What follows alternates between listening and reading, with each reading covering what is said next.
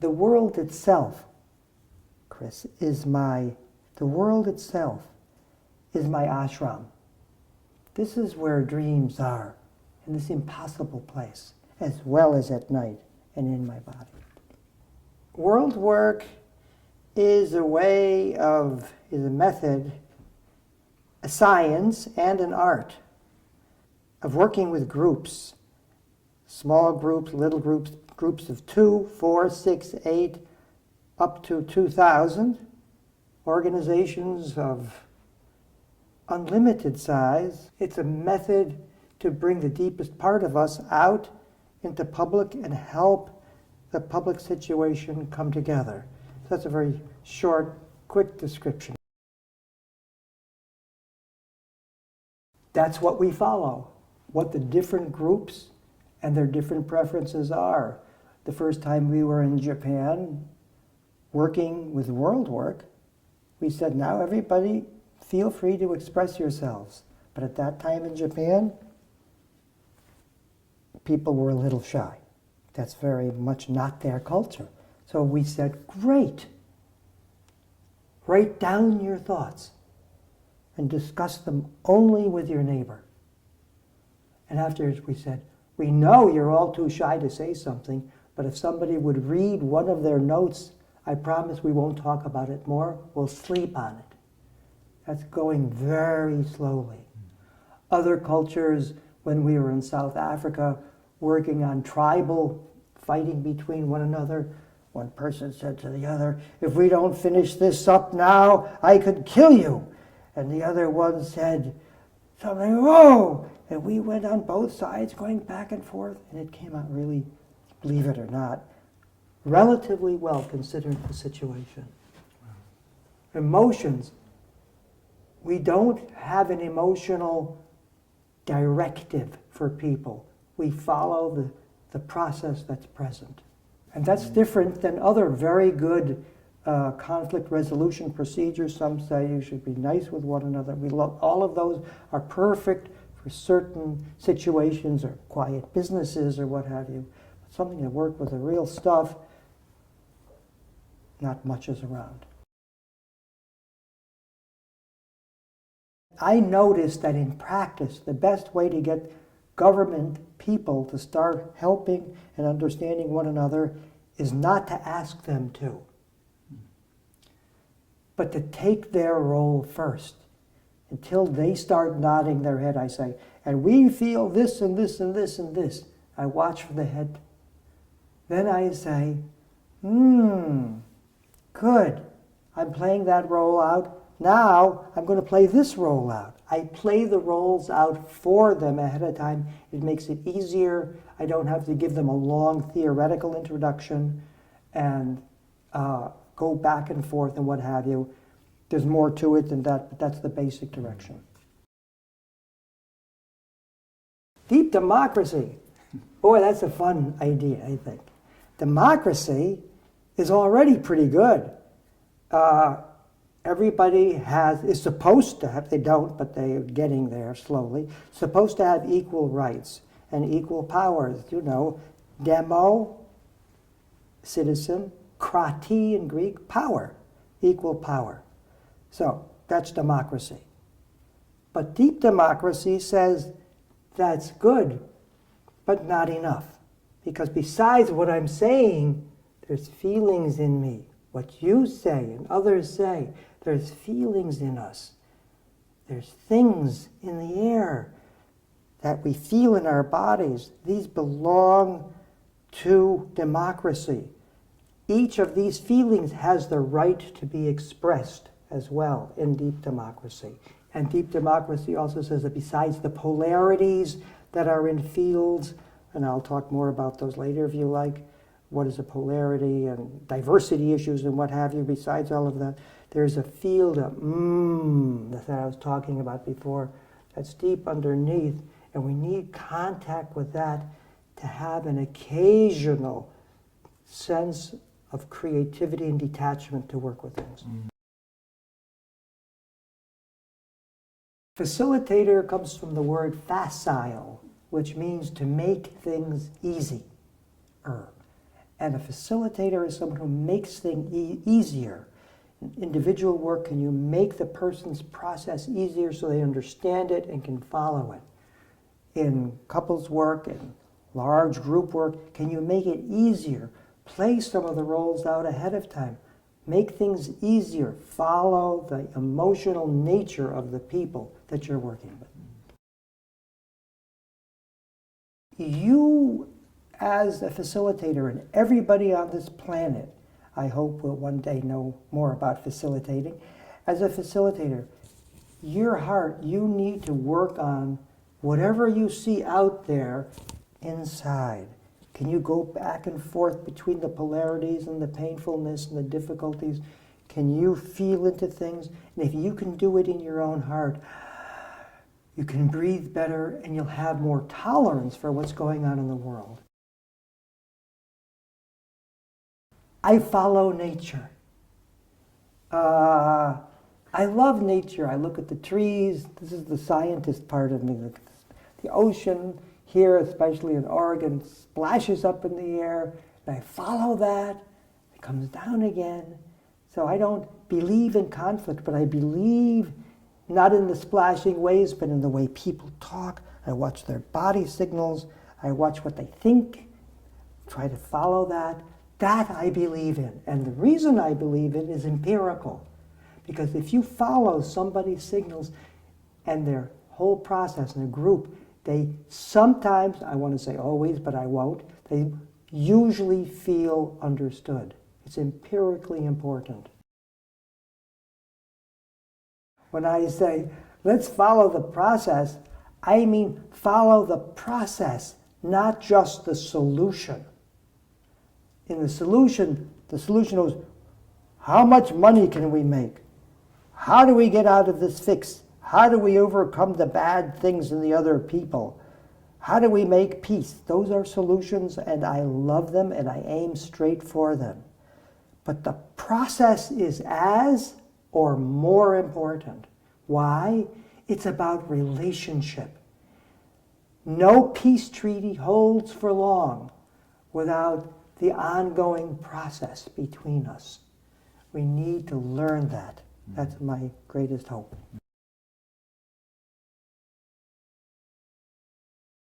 I'll make that really simple. We were just also at the California Association for Marriage Group Therapy, Group and Marriage Therapy. And there, what they understood was that psychology, psychotherapy, therapy of all kinds, facilitation work, call it what you want, is a science, and a strict science. Can you follow the details? Can you watch the way somebody moves? Can you look at their eyes? Can you hear the tone of voice? That's empirical, measurable science. But even if you can do the science, there's an art that's possibly missing. So that even in tense circumstances, I know a lot about watching signals and what have you, but under very, very tense circumstances, it's my art that has to come through. Science is important, you need it, but when you're under strain, what have you, also to make things work best, you have to be in touch with your deepest self.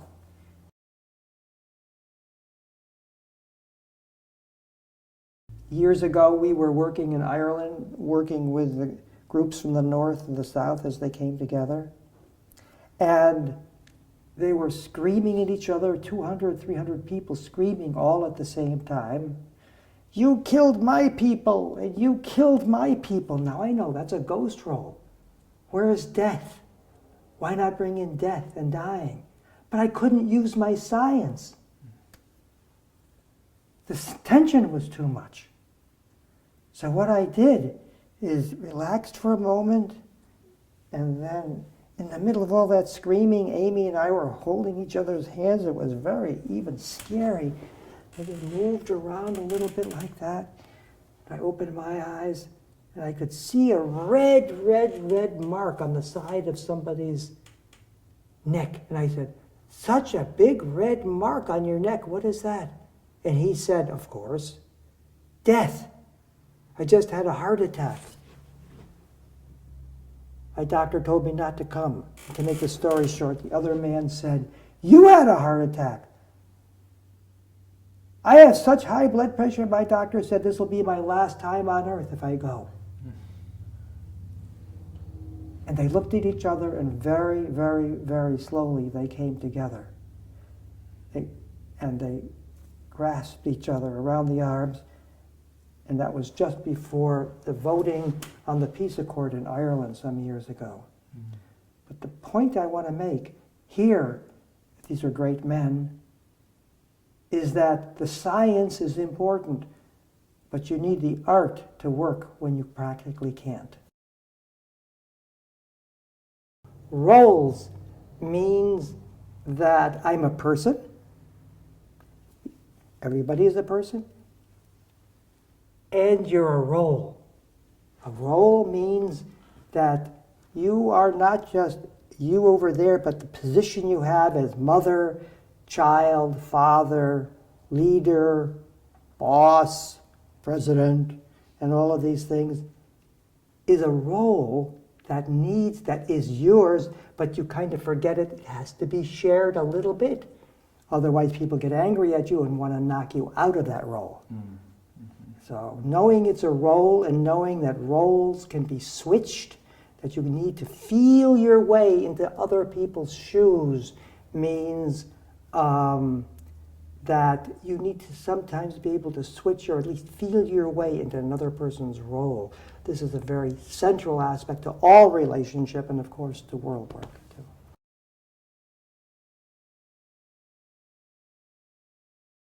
The leader is a person. I'm in a leadership position often in the process work community because I started developing things. But it's a role.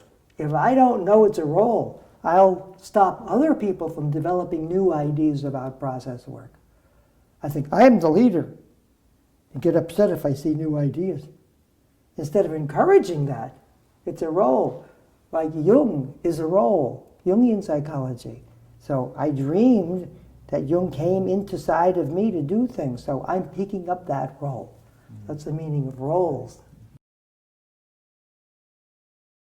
Ghost roles, yes I can. I'm going to give you an example. It's about Hillary Clinton, who is running for president of the United States. She's a good woman. And the leader of Black Lives Matter movement. Mm-hmm. He's a very good man, and she lets this come out on the internet, the conversation between the two of them. She says, "Well, tell me, what is on your mind today?" basically. And he says, "What's on my mind is Black Lives Matter. White people don't get it." He says, "Slavery is still around in the way whites deal with blacks. We've got to make a change of heart, as well as other things." Beautiful talk, he said. She says, basically, heart is good, but we need laws. We need to make them, and we need to do it now. Laws and things to change, to help people. A wonderful idea. Ooh, whites are always telling blacks what to do. Ouch! And she said, "We need laws. Heart is not the point." Now, with more world work knowledge, here's what she would do. She would say, "I heard you say over there something about history, something about slavery in the United States. That's a role, a ghost role. It's around someplace. Would you mind if I step in your shoes just for a moment? I can never do it as a white person. As a woman, I've suffered plenty. But as a white person, I can't really do this. But let me just see if I can feel into your shoes." Slavery. Hillary, can you imagine? Can anyone Who wants to? No one wants to even go into this ghost role of being down and hurt, etc. I won't go into the details of it. Then she could have gone onto this side and said, wow, we do need laws like I said, but I do see the change of heart is needed, is that more people need to feel into what some of you have been through and what you have all been through and what's in our history. Only then can we change as a whole. In this scenario that I just played out, she's picking up the role of the man and going deeper to the ghost role, the kind of deep dream in the background that's never brought forwards. And as a result, feeling changes aren't happening well enough. Cognitive changes and laws, hooray, but we need more. Oh, field theory, I love that. Field theory, wow. Field theory. Maybe I could get a pencil. Does somebody have a pencil here? Here's a pencil. Okay, this is a pen or a pencil, and the front of this has a point. There's a point. Now, since the beginning of time, people have said, when we don't know what to do, spin the pen, or they used to say, spin the stick. The Taoists said, flip a coin. Why did they say that? What were they believing in? Something around must be moving it. People have always had the sense there's a power in the air. In a way, that power in the air fields are aspects of the first religions, everything. Theoretical physics isn't going to study religion. That's not good. But they study fields, and they've come across all kinds of fields. The black matter is there a black matter field that sucks things into the black holes in the universe? We don't know much about that. Einstein said, fields, well, I don't know about gravity, things drop, he said, but he did see things go down, he said, but maybe there's a curvature in the field we live in. Space-time curved. Everybody said, whoa, you're getting weird. But it's just Taoism. It's another form of Taoism. And so field theory simply means, for the general public, the concept is there's a little something in the air. And very sensitive people feel when they come into a room, there's a certain in the room. And that is what I have been calling a field, and in that field are all sorts of things, and knowing about that field and working with it and following what it does is a big help in world working, people getting along. And another aspect of physics which people still don't really completely understand in quantum physics, they know that it works, but they don't know what it is a non-local connection. Something moves over here, and if these two things were originally friends down here, and later they're like this, and this thing moves. They're coupled in some way. Or if this moves, this moves. There's a coupling. So being interested in fields and in quantum field theory and what have you, there's a non-locality. I like the word Tao to the way things happen. And physics are still debating how far you can go with that, but psychologists and people who sense things have been working with this non-locality. If you feel something here, maybe it's connected with things out there.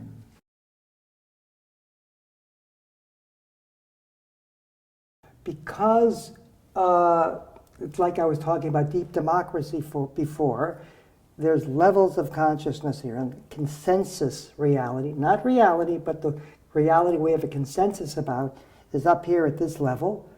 Okay, let's talk about the facts. Let's get them straight. And why is it important to bring the other levels in? Because let's say, I just love flowers, And, but let's continue our present conversation. But those flowers are a role at a deeper level in dreamland. They belong to the conversation. I too am a flower. I'm not just a person. And actually just saying that right now makes me more relaxed as I say it, for example. So roles help you get closer to the dreamland layer, to the dreaming in back of everyday reality. So the dreaming isn't just in your head at night, it's right here, always between us, and it's right in our bodies. The essence level is the moment when you really open up to your creative open mind to see what new ideas pop up.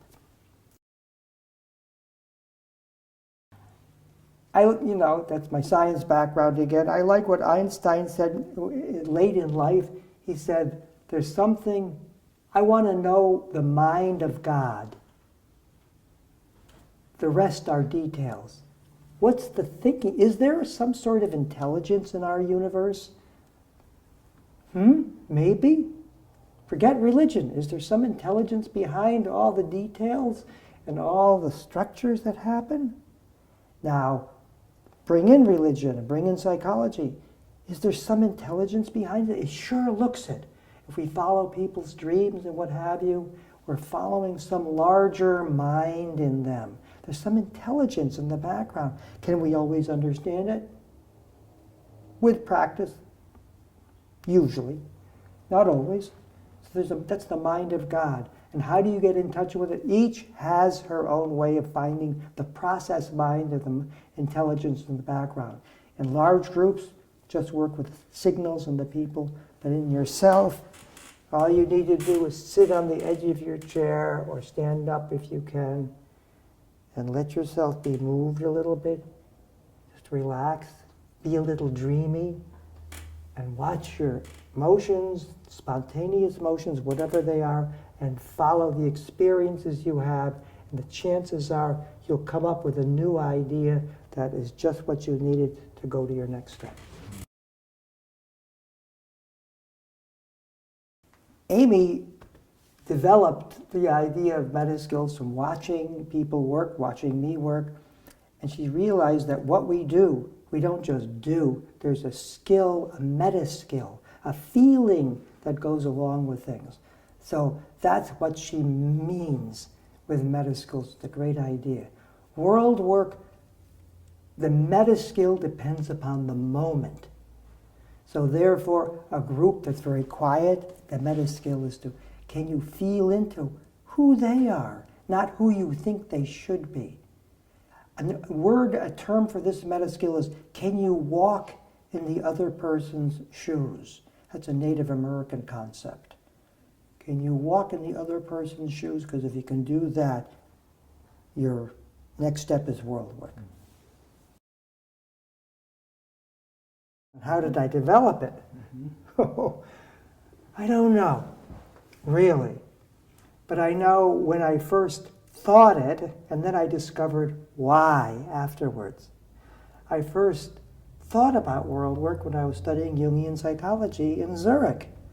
After my science studies, after studying physics at the ETH, at the Zurich Technical University, then I loved Jungian psychology. Work on yourself inside. Look at your dreams. Yummy. And bring that out. That was really good. But then it didn't work yet. Jungians today are a little different. But at that time, no one yet thought about working with people in extreme states of consciousness. Psychotic people? Not yet. They thought they weren't ready for analysis, I was told. Psychotic people or couples talking about dreams together? Why not, but not in public. People could go psychotic, I was told.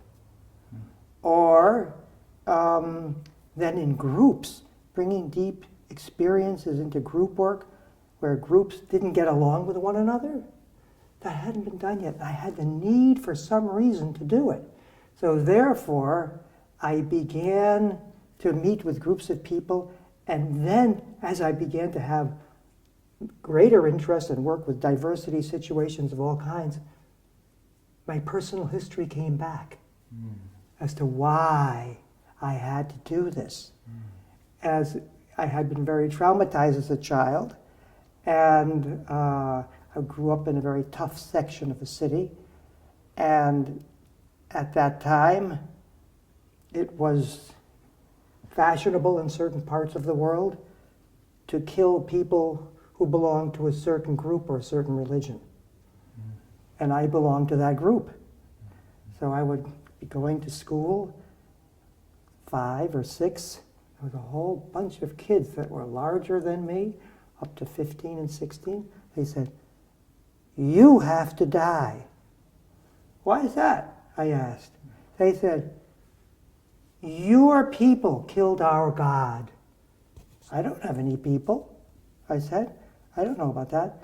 They said, "Ha, ha, ha. You're Jewish." I said, "Jewish?" I didn't know what Jewish was. My parents weren't very interested in religion, and in the more conventional side of religion, at least. And so they proceeded to try to destroy me, and I won't go further than that. And that started to come back. Imagine I had been through 18 years of analysis. It had never even occurred in a dream. So as I began to do this work, I began to realize, wow, this is working that out. This is helping people, helping marginalized people, helping mainstream people. Because as a kid, something in me learned how to fight back and make friends with these people. I actually loved them, the ones who had been so terrible to me. And later in school, I became even they elected me to be class president. They really liked me. So I knew we can do it. Wow. And it was painful to remember, but the hope was there.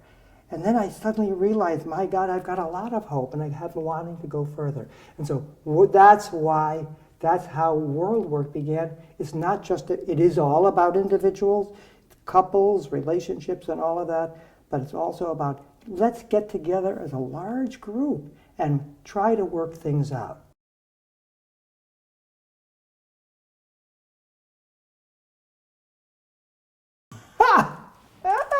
What a great question. What would Jung think today if he were to observe a world work situation? That's a really good question. Well, I don't know, but I can imagine. And at first, coming from Switzerland, and he was born in 1875, I think, approximately. Yes, 1875. He would, and being Swiss, everything is more orderly. Was more orderly there at the time. He'd look at world work and say, "Whoa, what's going on here? Mein Gott, was ist jetzt das?" he would say. That means, what is that? And he'd look. And then I'd talk to him, and I'd say, "You remember, I dreamed about you the other night that you came," which I have. And he said, "Yeah, I crawled into you." He said, "Because I knew we need more." So that's what he said in my dream. We do need more. So I think today he'd say, this is the right direction. How can we bring humanity together a little more?